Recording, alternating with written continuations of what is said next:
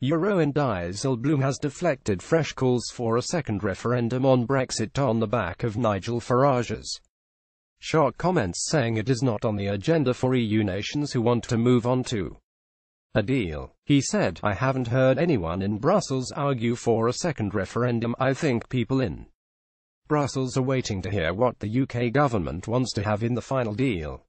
What does it look like? We're asking for clarity on that so we can move forward."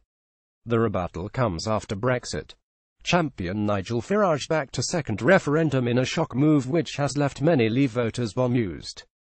UKIP MEP Dianne James revealed even his former party were shocked by the move.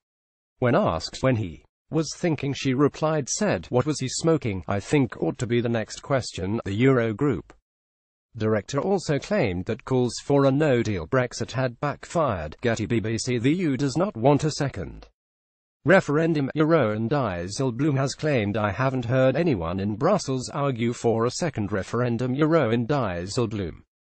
Mr. Dijsselbloem claimed some politicians back a no-deal EU exit for tactical reasons in an attempt to force a better deal out of Brussels.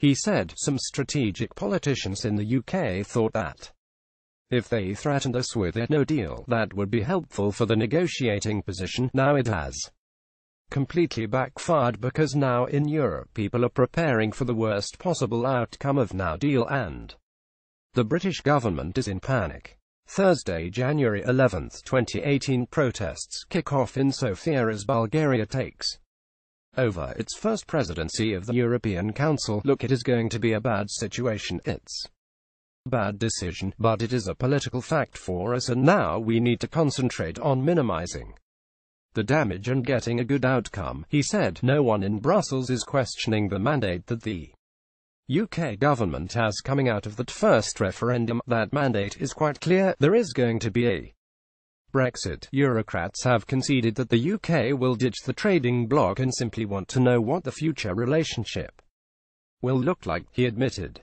He said, "Let's focus on trying to solve these issues and minimize the losses, because there is going to be losses on all sides." Channel 5. Nigel Farage has backed the possibility of a second referendum. "Let's focus on that rather than reopening the death and going back to zero." Lucy Thomas, a Remain campaign deputy director, accused the Brexit architect of supporting the possibility of a second referendum in order to remain relevant and because he loves a fight. She said, "For me, it was a democratic decision. People have had their say and I sort of want to ask Nigel Farage, why can't you accept you've won? What is it about this that you don't accept?" For me, I've known Nigel Farage for probably about 10 years and he just loves a fight. He loves campaigning." Asked by Newsnight host Emily Maitlis whether she thought it was about publicity, Ms. Thomas agreed it was. She said, "I think he wants to remain relevant." UKIP MEP Dianne James revealed even his former party were shocked by the move.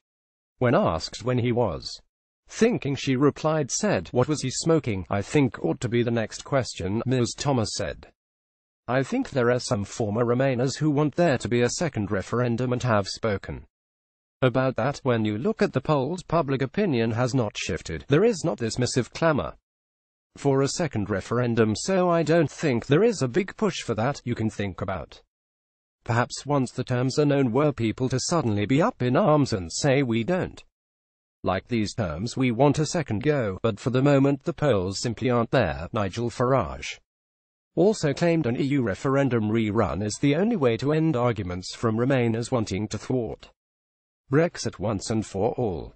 Speaking on Channel 5's Right Stuff, Mr. Farage said, "My mind is actually changing on this. What is for certain is the Clegs, Blairs and Adonises will never ever give up. They will go on whinging, whining and moaning about the whole process. So maybe, just maybe, I'm reaching the point of thinking that we should have a second referendum on EU membership."